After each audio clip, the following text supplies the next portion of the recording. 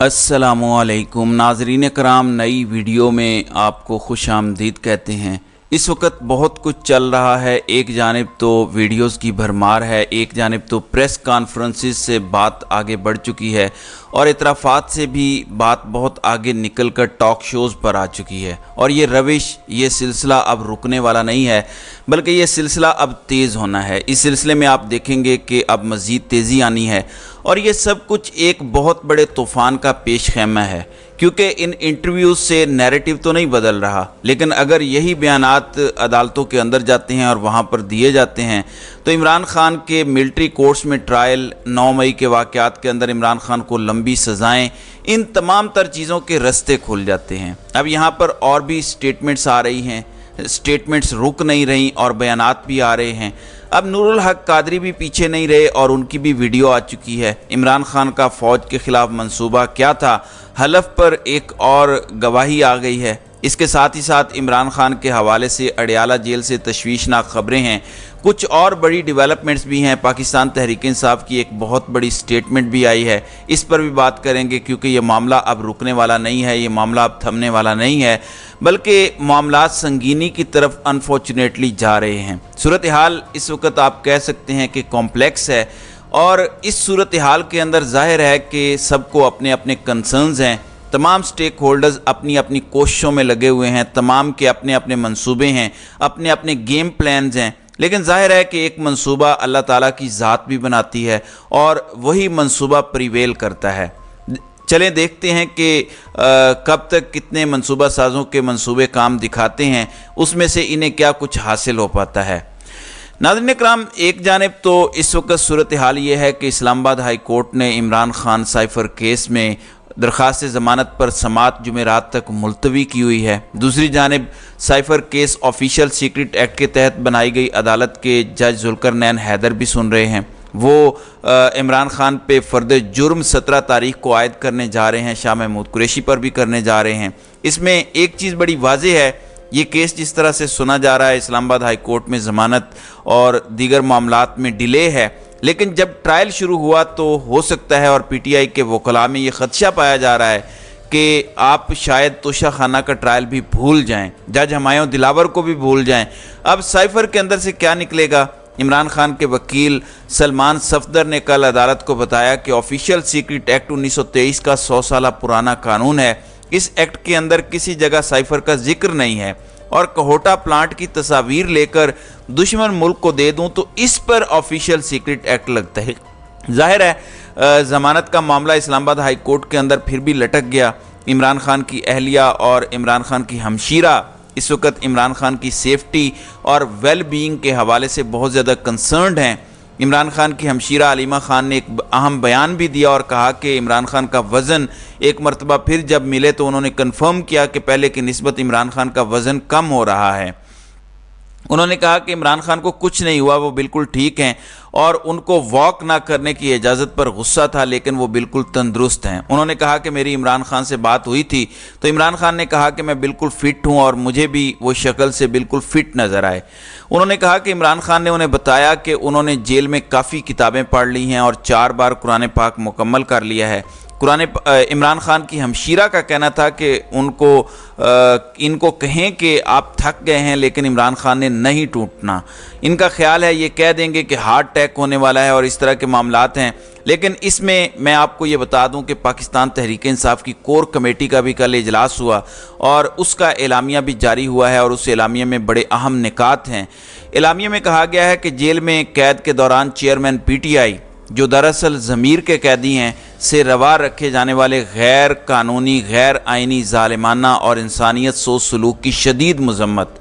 ज़मीर के कैदी चेयरमैन इमरान खान के ख़िलाफ़ झूठे और जाली मुकदमात पर कैंगरू कोर्ट्स के अंदाज में जारी कार्रवाई की शदीद मज़म्मत। इजलास में चेयरमैन इमरान खान की जानिब से फ़राहमी इंसाफ में मुख्तलिफ सतह के जजों के किरदार के पेश नज़र अदलिया पर अदम एतमाद के इजहार की मुकम्मल तायीद और तौसीक का ऐलान। यानी इमरान खान के साथ इस वक्त कोर्ट्स पर सवाल उठा दिया है और कहा है कि अदलिया पर अदम एतमाद का जो इमरान खान ने इजहार किया है, पीटीआई की कोर कमेटी उस अदम एतमाद के इजहार की मुकम्मल तायीद और तौसीक करती है। तोशा खाना जज हमायूं दिलावर और چیف جسٹس اسلام آباد ہائی کورٹ عامر فاروق کے بعد سائفر مقدمے کی سماعت کرنے والے جج ابو الحسنات ذوالقرنین کا کنڈکٹ بھی انتہائی جانبدارانہ، متعصبانہ اور عدل و انصاف کے صریحاً خلاف ہے۔ کھل کر پی ٹی آئی نے اب اپنے کنسرنز ریز کر دیے ہیں۔ عمران خان کے مقدمات جن ججز کو سونپے گئے انہوں نے مجموعی طور پر قانون اور انصاف کو پس پشت ڈالتے ہوئے بدترین سیاسی انتقام میں غیر آئینی اور غیر جمہوری ریاستی عناصر کی سہولت کاری کی، پیشہ ورانہ دیانت اور شخصی اقدار اور اخلاق سے محروم کمپرومائز ججز۔ یہ پھر سے ٹائٹل ذرا سنیے گا، پیشہ ورانہ دیانت اور شخصی اقدار اور اخلاق سے محروم کمپرومائز ججز کی سہولت کاری سے عدالتوں کو کینگرو کورٹس میں بدلنے کی روش نہایت تباہ کن ہے۔ چیئرمین عمران خان بطور موکل اور تحریک انصاف ملک کی سب سے بڑی سیاسی جماعت کے طور پر چیف جسٹس اسلام آباد ہائی کورٹ عامر فاروق پر دو ٹوک انداز میں عدم اعتماد کا اظہار کر چکے ہیں۔ اہم قانونی نکات پر فیصلے محفوظ کر کے عدل و انصاف کو موت کے گھاٹ اتارنا اور چیئرمین عمران خان کو انصاف سے محروم کرنا جسٹس عامر فاروق کی روایت بن چکا ہے۔ جسٹس عامر فاروق کے خلاف ایک درخواست سپریم کورٹ آف پاکستان میں بھی زیر التوا ہے۔ چیف جسٹس آف پاکستان اپنی ماتحت عدالتوں میں کمپرومائزڈ ججوں کے ذریعے قانون سے جاری کھلواڑ کا فوری نوٹس لیں۔ Chief justice of Pakistan justice Aamir Farooq کے خلاف زیر التوا درخواست کی سماعت کریں اور چیئرمین عمران خان کا منصفانہ ٹرائل کا حق محفوظ بناتے ہوئے باضمیر ججز کو مقدمات کی سماعت سونپی جائے۔ اجلاس میں چیف جسٹس آف پاکستان سے ملک میں آئین کی معطلی، اسے انحراف اور 90 روز کی آئینی مدت میں انتخابات کے انعقاد سے فرار کے فوری نوٹس کی بھی استدعا کی گئی۔ ملک دستور سے محروم ہے جبکہ عدالت عظمیٰ نہایت ثانوی نوعیت کے معاملات پر قیمتی وسائل اور وقت ضائع کر رہی ہے۔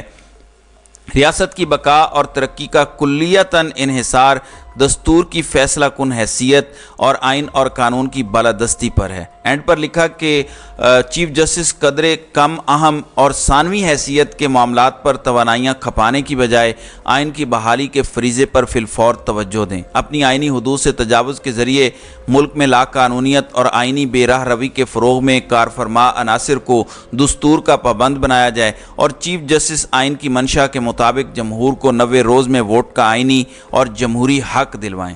اب یہ ایک بہت سخت سٹیٹمنٹ ہے۔ اس میں جج ہمایوں دلاور، جج ابو الحسنات ذوالقرنین اور اسلام آباد ہائی کورٹ کے چیف جسٹس جسٹس عامر فاروق پر مکمل طور پر عدم اعتماد کا اظہار کرنا سب کچھ شامل ہے، اور چیف جسٹس قاضی فائزہ کے حوالے سے ان کے سامنے ایک بہت بڑا امتحان کھڑا کرنا کہ آپ اپنے وسائل، وقت اور ریاست کے تمام تر وسائل کو سیکنڈری ایشوز پر کھپا رہے ہیں اور اصل فریضہ جو آپ کا ہے، جو آپ کی ڈیوٹی ہے آئین کی پاسداری، آئین کی بحالی، آئین پر عمل درآمد، آپ اسے مکمل نہیں کر رہے۔ اب یہ چیز بڑی اہم ہے۔ پی ٹی آئی اب کھل کر، ظاہر ہے پی ٹی آئی کو جج ابو الحسنات ذوالقرنین کے حوالے سے کنفرم ہو چکا ہے کہ انہوں نے بھی جج ہمایوں دلاور والا کردار اپنانا ہے۔ یہ پی ٹی آئی کی سوچ لگ رہی ہے اس کور کمیٹی کے اعلامیوں کو پڑھ کر۔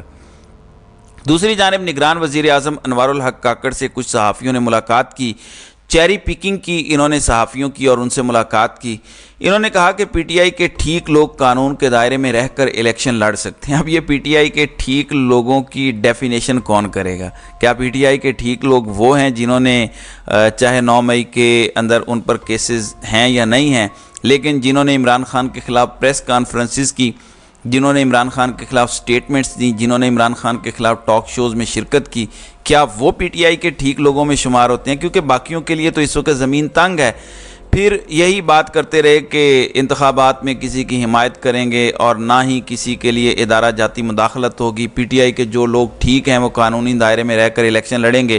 میرے پاس 3.25 ماہ رہ گئے ہیں، ہم صرف الیکشن کرانے آئے ہیں، میری گفتگو پر مسلسل باتیں کی جاتی ہیں، مجھے وضاحتیں دینے کی ضرورت نہیں ہے۔ بالکل وضاحتیں دینے کی ضرورت نہیں ہے نگران وزیر اعظم صاحب۔ وضاحتیں وہ دیتا ہے جسے عوام منتخب کرتی ہے، وہ اپنی کلیریفیکیشن دیتا ہے، تو آپ اپنی وضاحت نہ بھی دیں، آپ اپنا کام کریں اور جائیں۔ دوسری جانب نور الحق قادری، یہ پاکستان تحریک انصاف کے منسٹر بھی رہ چکے ہیں اور مذہبی حلقوں میں بہت زیادہ اہمیت کی حامل شخصیت ہیں، بہت ان کی عزت ہے۔ انہوں نے بھی ایک سٹیٹمنٹ دی ہے اور یہ بھی حلفاً سٹیٹمنٹ ہے۔ آپ ذرا یہ سٹیٹمنٹ سنیں۔ ایک جانب صداقت عباسی اور عثمان ڈار جیسی سٹیٹمنٹس آ رہی ہیں تو وہیں دوسری جانب اس طرح کی سٹیٹمنٹس ان ساری سٹیٹمنٹس کو نلیفائی بھی کر رہی ہیں. ذرا یہ سنیں. بسم اللہ الرحمن الرحیم.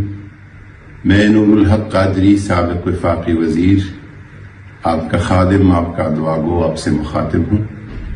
میں حلفیہ اقرار کرتا ہوں کہ عمران خان کے ساتھ حکومت کے خاتمے کے بعد میری بہت ساری میٹنگز ہوئی، پشاور میں، اسلام آباد میں اور لاہور میں.